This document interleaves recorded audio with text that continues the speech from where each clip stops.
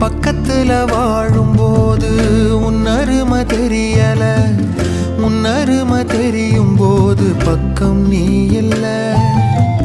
தன்னந்தனி படகு போல தத்தளிக்கும் வாழ்க்கை போல